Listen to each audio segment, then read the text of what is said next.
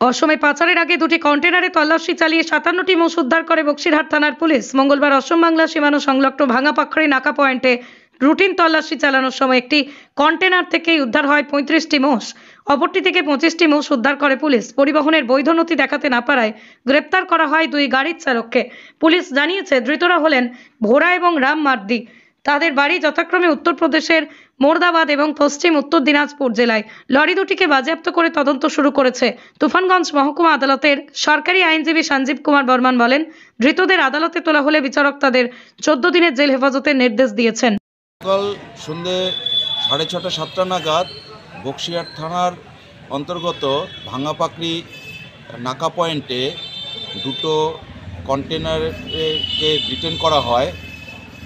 দুটো কন্টেনারের দুজন ড্রাইভারকে জিজ্ঞাসাবাদ করলে তাদের সেই কন্টেনারে একটিতে 32টা আর একটিতে 25টা বাফেলো ক্যারি করে তারা নিয়ে যাচ্ছিল আসামির উদ্দেশ্যে।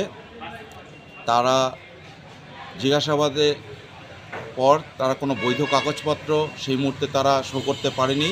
সেই কারণে দুজন ড্রাইভারকেই এবং সেই বাফেলো সহ মোট 57টি বাফেলো সহ সেই গাড়িটি সিজ করে এবং দুইজন আসামিকে, একজনের নাম রাম মার্ডি এবং আরেকজনের নাম ভোরা, এই দুজন ড্রাইভারকে আজকে বক্সিরহাট থানার পক্ষ থেকে অ্যারেস্ট করে ফরওয়ার্ড করা হয়েছে।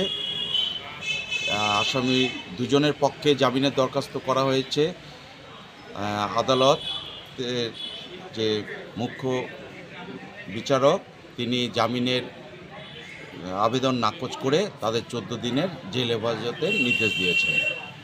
আপনার নামটা বলুন। Sanjib Kumar Barman, assistant public prosecutor, Tufanganj SGM court. আকাশ ছোঁয়া ইটের দাম বাড়ি তৈরিতে দিচ্ছে বাধা? তবে ইট কেন, সিমেন্ট ব্লকে তৈরি করুন, খরচ হবে আধা। শাহিনা এন্টারপ্রাইজ, এখানে আধুনিক মেশিনে তৈরি করা হয় সকল প্রকার ব্লক, যা দেখতে খুবই সুন্দর ও অত্যন্ত মজবুত।